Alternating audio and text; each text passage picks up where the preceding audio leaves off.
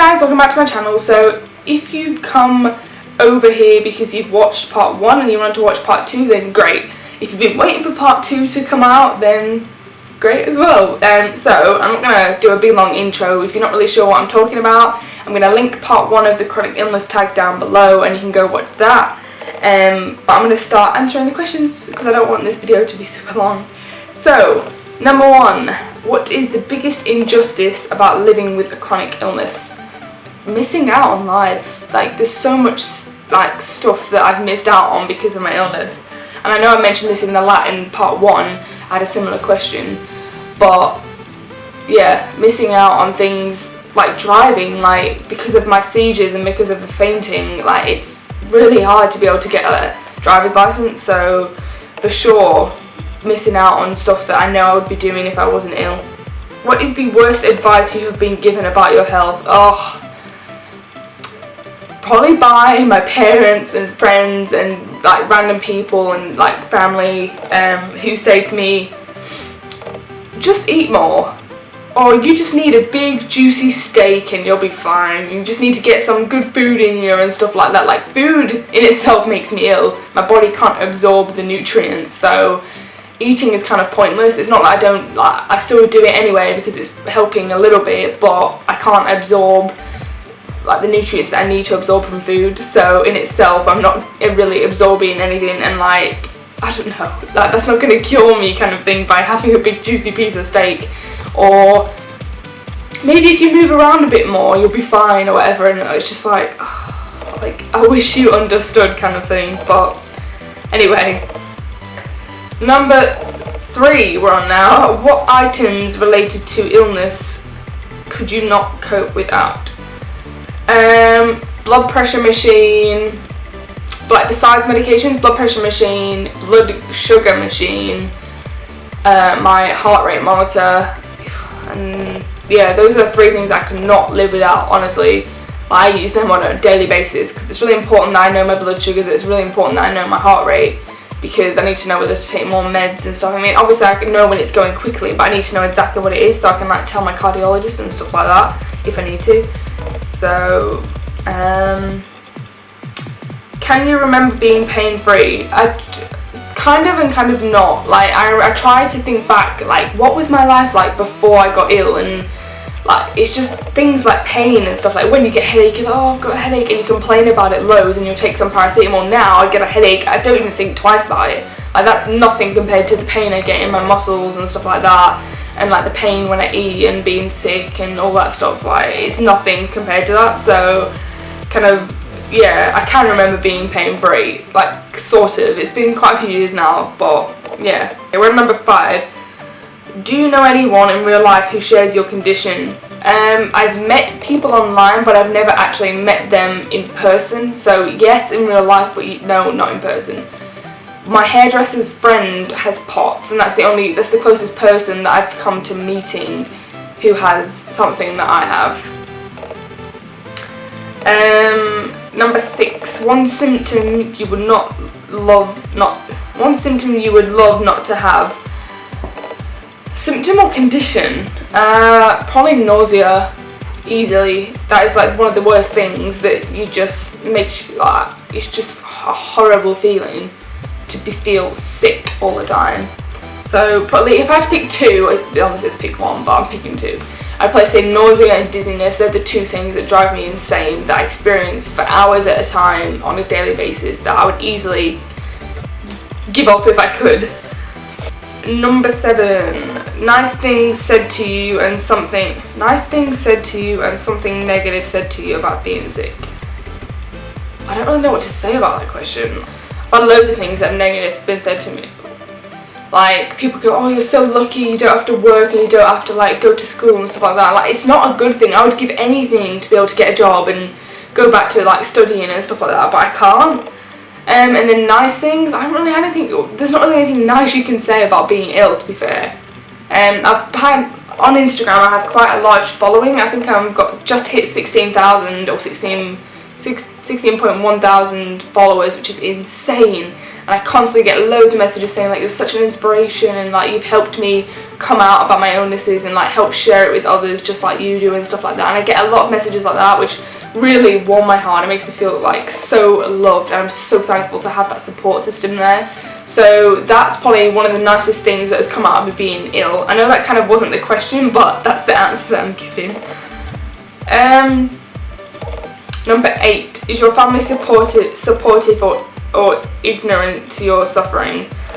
They're not ignorant to my suffering, but they don't understand it. Like, I try and explain it to my parents and everyone, and like they don't really, like, they get it but they don't. Like, I have to keep explaining it to them over and over, and it's kind of a bit hard, like having to keep repeating myself. They just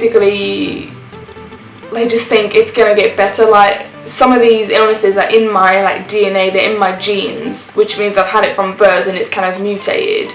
Now that could have come because I was born 3 months early, so that could have kind of developed from that. But with that said, like they don't understand, like you can't, well, it's more my mom than my dad, but like you can't fix my genes, like it's in my DNA. Obviously some of it's going to improve with age. Like, this period of my life from about 15 to 25, like 10 years, is the worst time for some of these conditions. So as I go into my 30s or late 20s, some of these things should improve, hopefully, so I've been told. So they do understand, but it's really hard for them sometimes, because at the end of the day, they're not in my shoes, they don't know what I'm feeling. And I get it, like, my mum's always been the type of person that, like, you know, if you fall over and hurt yourself, you get back up, like, you don't sit there whinging about it kind of thing. And I've always had that kind of attitude. Like, whenever I've broken bones and stuff, I've been like, oh, I'm fine. And then, like, other people are like, no, Amy, you need to go to the hospital. And then I would have had, like, a broken arm or whatever, or fingers or whatever. And that's just always the way it's been. Like, I would never be the type of person to be like, oh, I need to go to the hospital, like, I've hurt my arm or whatever. Like, I wouldn't be like that. So I kind of always pushed myself out and brushed it off and be like, I'm fine. And that's the kind of, like, when people ask me, like, are you okay? I usually just say I am, even if I'm not, because I don't like that kind of thing of saying that I'm not all the time. So, in the question, is your family supportive? Yes, they are. They support me so much. Like, I couldn't do it without their support at the end of the day. But in the kind of thing, do they understand your illnesses? Not particularly. I think it's a bit hard for them to understand, but then I can't expect them to. For the past 2 years of my life, which have been the worst for my health, they haven't been here. I've been on the other side of the world, so they haven't been seeing what's happening. They haven't been to those appointments with me. They haven't heard what the doctors have had to say, so it's hard for them to understand just coming from me, and I'm probably explaining it terribly. So, yeah. Number 9, describe the feeling after walking up and down stairs. Oh God, what a question that is. What a question. Right, so if you don't have POTS or any other kind of health condition that affects your heart, what I want you to do right now, if you have a set of stairs in your house, I want you to run up and down them about 10 times. And I'm saying run, like lift your legs and arms up high like this. And then stop and take in that feeling where your heart is pounding out of your chest and it feels like you can't breathe and you're like, that, my friends, is what POTS feels like. Even like, all I have to do is like move an arm or get up from sitting. Like, if I stand up now, that's the feeling I will get. And going upstairs magnifies that feeling by like 1,000. That's what going up and downstairs feels like. Going down isn't too bad, but going up, yeah. So if you want to know what it feels like, do that and then get back to me. What are we up to now? Number 10. Any natural supplements, powders, or alternative treatments you would recommend? I feel like I was about to say more then. Any natural supplements, powders, or alternative treatments you would recommend? Not really. In my personal experience, I don't take anything that I haven't been prescribed, simply because I've been told not to. And that doesn't mean to say you shouldn't. I know my family, like my grandma and grandma, they take a lot of vitamins and supplements, and they're in their 80s, so they've lived this long, so they're obviously doing something right. The other thing that's sort of a vitamin, but I've been prescribed it, it's called Forceval, and it's basically a little capsule. It's like a red capsule, and in it, it's got every vitamin pretty much, and it's meant for people who are malnourished. So I take that every day, and that kind of helps, like with my B12 and D's and A's and E's and all those vitamins and stuff. So I take that, but that's prescribed, so I don't know if that counts. But yeah, number 11.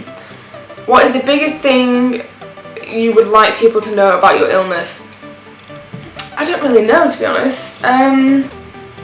It's hard. Being chronically ill is so draining. It is physically hard, it is mentally challenging.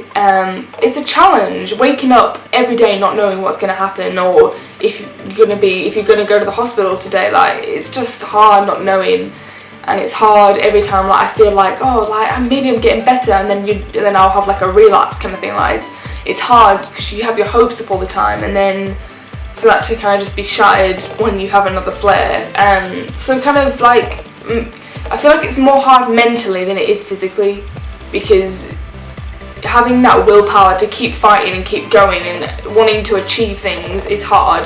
So if you have that willpower, just know you are really strong, and like, you're like, gotta keep fighting. That's the only way to survive stuff like this, to know in the future, like, it will get better. And if it doesn't get better, just know that you're gonna have good days where you'll be able to do small things like go to the cinema or go out for tea or whatever it is, or just, it's the little things that keep you going to eventually where you get to the point where you'll be able to do the things, like big things that you want and that you've been looking forward to.